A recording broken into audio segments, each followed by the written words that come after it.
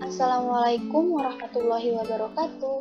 Halo teman-teman, perkenalkan nama saya Daranding Garsinta, NIM T 2019-1241. Saya dari Universitas Islam Negeri Kiai Haji Ahmad Siddiq Jember.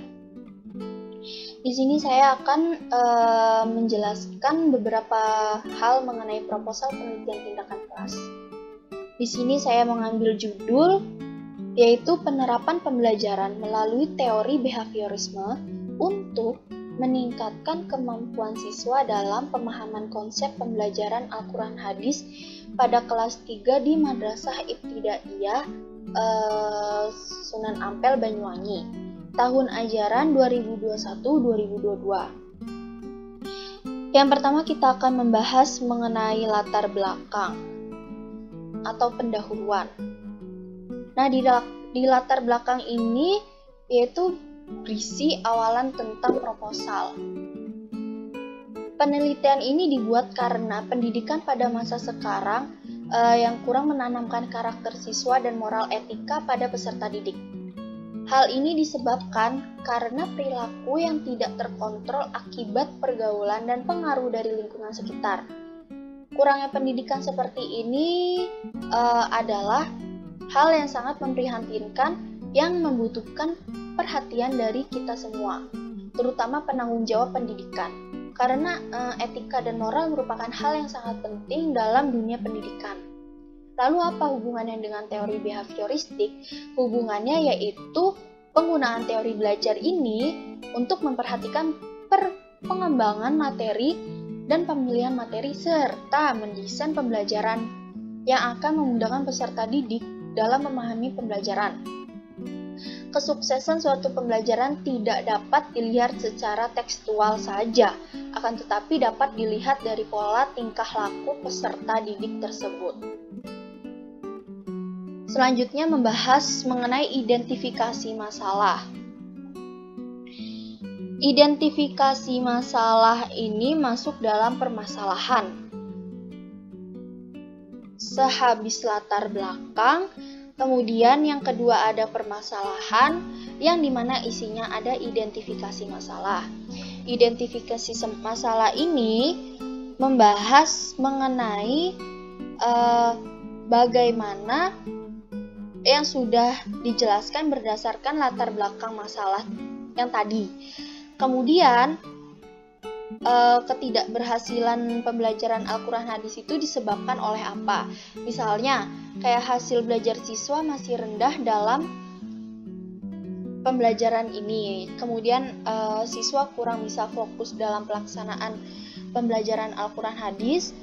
Lalu dalam pembelajaran Al-Quran Hadis ini, guru cenderung berpusat pada model pembelajaran ceramah, yang dimana pembelajaran dimulai dengan penjelasan materi, pembelajaran yang berkaitan dengan konsep serta contoh soal dan latihan soal yang diberikan untuk siswa. Habis identifikasi masalah, ada yang namanya rumusan masalah. Rumusan masalah ini itu berisi tentang bagaimana atau pertanyaan-pertanyaan mengenai permasalahan yang ada di dalam proposal tersebut. Lalu habis rumusan masalah itu ada pemecahan masalah. Nah, cara pemecahan masalah ini itu digunakan di dalam penelitian tindakan kelas menggunakan teori belajar behaviorisme. Dengan menggunakan teori ini diharapkan agar siswa dapat belajar berinteraksi secara stimulus dan respon. Habis pemecahan masalah, ada yang namanya tujuan penelitian. Apa sih tujuan penelitian itu? Tujuan penelitian itu untuk menyempurnakan perumusan masalah. Maka ada yang namanya tujuan penelitian. Apa tujuan penelitian itu? Isinya untuk mengetahui penggunaan teori belajar behaviorisme, terus mengetahui proses pembelajaran Al-Quran Hadis, untuk mengetahui hasil penerapan teori behaviorisme, seperti itu.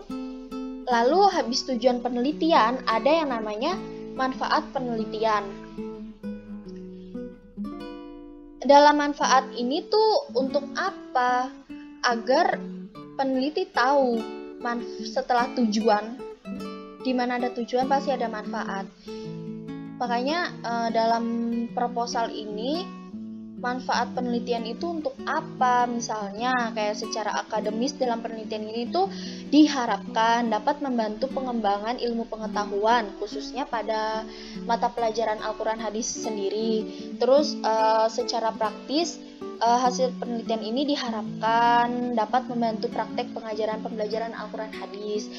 Terus untuk gurunya sendiri manfaat penelitian ini tuh dapat meningkatkan performalisme agar bisa lebih meningkatkan motivasi siswa dalam belajar. Kemudian ada lagi manfaatnya untuk siswa, yaitu meningkatkan minat dan motivasi siswa dalam mata pelajaran Al-Quran Hadis. Habis manfaat ada yang namanya definisi istilah. Nah, di dalam definisi istilah ini itu untuk apa? Kayak dari pemahaman belajar siswa terlebih dahulu. Apa sih arti pemahaman? Arti pemahaman sendiri itu dalam KBBI mempunyai sifat arti faham, mengerti, maklum, mengetahui, atau aliran ajaran.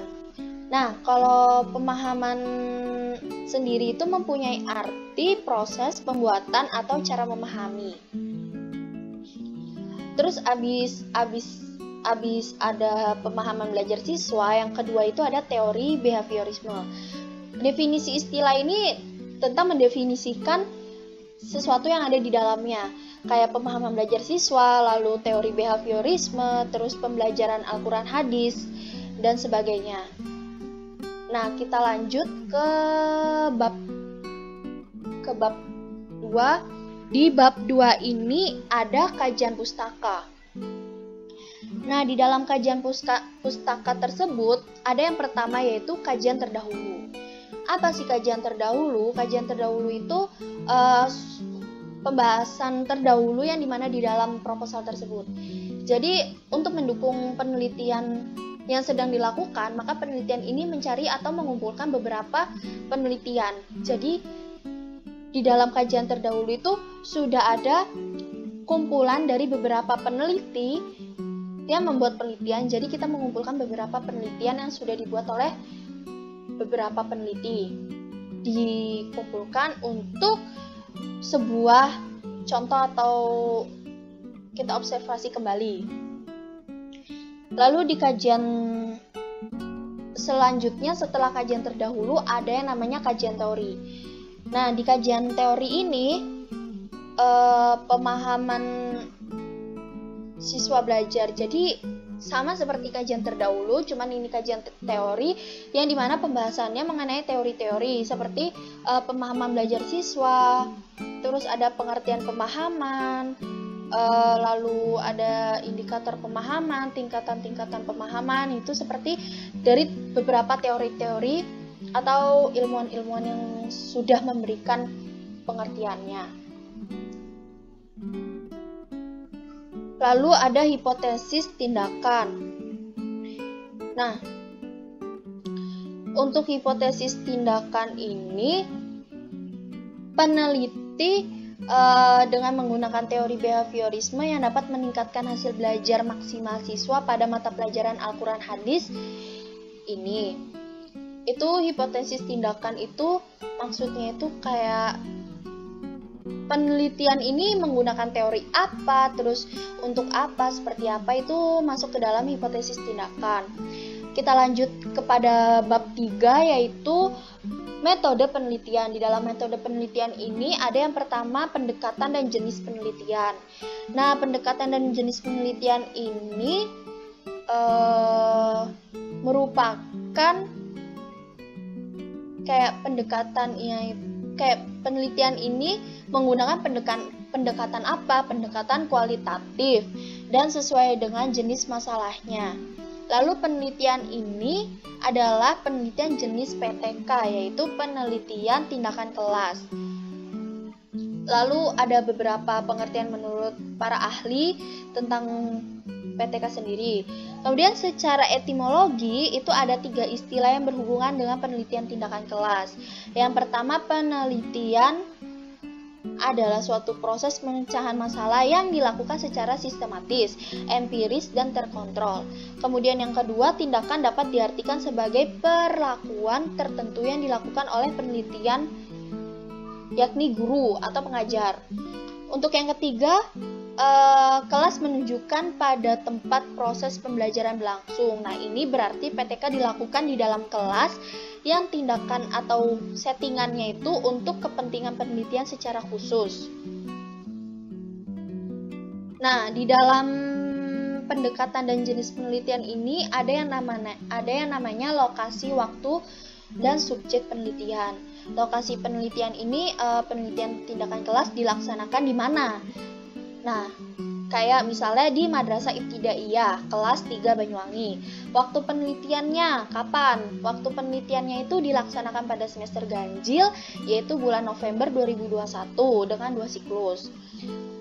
Kemudian ada subjek penelitian. Nah, subjek penelitian ini yaitu kelas 3 MI Sunan Ampel Banyuwangi tahun ajaran 2021 sampai 2022 dengan jumlah siswa 35 jiwa. Kemudian sehabis lokasi ada yang namanya prosedur penelitian. Nah, penelitian ini menggunakan metode sosiodrama untuk meningkatkan pemahaman pembelajaran Al-Quran Hadis. Nah, penelitian tindakan kelas ini menggunakan model penelitian behaviorisme. Adapun alasan peneliti memilih teori tersebut karena terdapat 2 siklus. Jadi ketika siklus pertama belum berhasil, maka peneliti bisa menggunakan siklus kedua sehingga peneliti dapat mendapatkan hasil yang sempurna, yang tepat. Tuh. Pelaksanaan siklus penelitian. Nah, ini yang tadi ada 2 siklus. Dalam siklus pertama itu yaitu perencanaan atau planning. Terus yang kedua tindakan atau action. Di dalam siklus pertama ini ya, terus habis itu ada pengamatan, refleksi. Nah, kemudian dalam siklus keduanya itu sama saja. Tapi siklus ini lebih ke praktek langsung penggunaan metode dalam pembelajaran. Terdapat tes performance di mana siswa menampilkan hasil latihan mereka kepada guru secara bergantian. Demikian pula langkah observasi hasil ditekankan pada analisis hasil mengetahui peningkatan pemahaman materi. Pokoknya seperti itu. Lalu selanjutnya ada teknik pengumpulan data. Nah, di dalam teknik pengumpulan data sendiri ini ada beberapa poin. Ada beberapa poin teknik pengumpulan data. Yang pertama itu seperti observasi. Lalu yang kedua itu wawancara. Yang ketiga dokumentasi. Yang keempat penilaian unjuk kerja atau performance. Lanjut, setelah itu ada yang namanya instrumen penelitian. Di dalam instrumen penelitian ini tuh ada beberapa hal yang harus dilampirkan seperti lembar pengamatan aktivitas guru, lembar pengamatan aktivitas siswa, lembar penilaian performance siswa. Setelah instrumen ada yang namanya teknik analisis data. Di dalam teknik analisis data ini yaitu menganalisis suatu proses pengolahan dan menginterpretasikan adegan tujuan untuk mendudukan berbagai informasi sesuai dengan fungsi sehingga memiliki makna yang jelas sesuai dengan tujuan penelitian. Itu. Jadi pada penelitian ini data dianalisis sejak tindakan pembelajaran dilakukan dan dikembangkan selama proses refleksi sehingga penyusunan laporan berdasarkan instrumen penelitian ini menggunakan teknik analisis data untuk mengetahui peningkatan pemahaman belajar siswa dalam pembelajaran. Seperti itu. Untuk jenis data yang digunakan dalam penelitian ini yaitu jenis data kuantitatif dengan teknik statistik deskriptif yang dimana data digunakan untuk mengolah dan mendeskripsikan data dalam bentuk lampiran. Gitu. Ada rumusnya juga. rumus untuk menghitung data. Lalu selanjutnya itu ada keabsahan data. Nah, keabsahan data ini merupakan standar kebenaran yang dimana suatu data hasil penelitian lebih menekankan pada data atau informasi daripada sikap dan jumlah orang. Gitu. Maksudnya tuh ada pihak-pihak dalam melaksanakan expert opini. Misalnya kepala sekolah guru, kepala sekolah Madrasah Ibtidaiyah Sunan Ampel, lalu ada guru mata pelajaran Al-Quran Hadis di madrasah tersebut. Terus ada dosen pembimbing mata kuliah yang kita lakukan, mata kuliah PTK ini. Lalu ada indikator keberhasilan. Di dalam indikator keberhasilan ini yaitu kriteria yang digunakan untuk melihat tingkatan keberhasilan dari kegiatan penelitian tindakan kelas dalam meningkatkan atau memperbaiki kegiatan belajar mengajar. Nah, indikator kinerja itu harus realistik dan dapat diukur. Nah, indikator belajar mengajar di kelas ini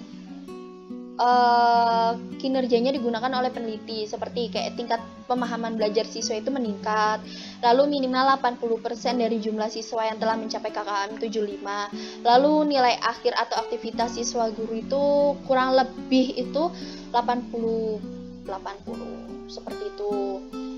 Lalu yang terakhir itu ada yang namanya tim peneliti. Nah, di dalam tim peneliti itu maksudnya itu seperti apa? Kayak tim peneliti itu siapa saja yang melakukan penelitian ini. Misalnya di dalam penelitian ini dilakukan satu orang yang bernama Dara Ninggarsinta. Dalam penelitian ini juga dimasukkan identitas guru. Jadi peneliti itu harus memasukkan identitas guru yang dia lakukan wawancara di sekolah tersebut gitu.